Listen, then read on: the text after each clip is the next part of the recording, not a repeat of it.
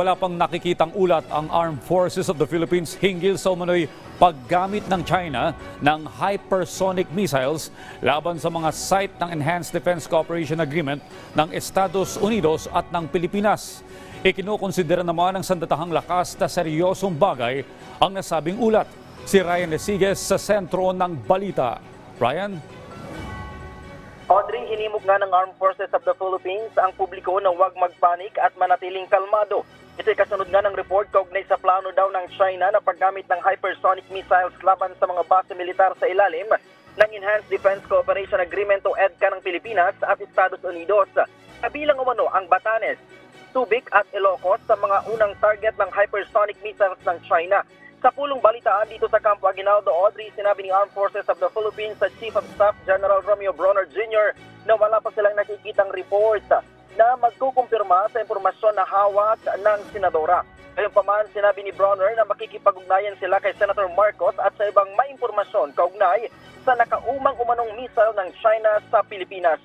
Ikinukonsidera din daw ng AFP na seryoso ang bagay na ito at gumagawa sila ng hakbang para protektahan ang pambansang seguridad kasama na rito ang posibleng missile attack at drone attacks mula sa ibang bansa.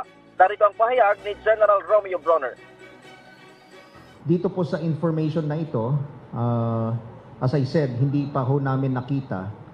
But ang pakiusap lang po namin is that if possible, yung ating mga kababayan po ay huwag magpanik. No? Huwag magpanik dahil sa mga information na ito.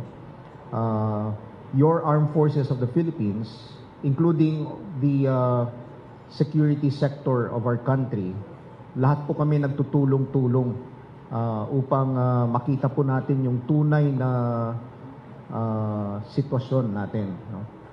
So, wag muna magpanik po yung ating mga kababayan dahil sa information na ito. We are still in the process of verifying this. Audrey, ang supersonic or hypersonic missiles ay isang uri ng armas na may kakayang lumipad sa target ng 5 hanggang 25 beses na bilis sa tunog nito. Bago ang press conference kanina, Audrey, ay sinagawa muna ang first semester command conference ng AFP kasama si Pangulong Ferdinand Marcos Jr. Kabilang daw sa kanilang pinag-usapan ang kasalukuyang banta na hinaharap ng bansa. Napag-usapan din sa command conference ang mga accomplishments ng AFP at mga plano para matugunan ang iba't ibang banta na maaring kaharapin ng bansa. Audrey. Maraming salamat, Ryan Lesiges.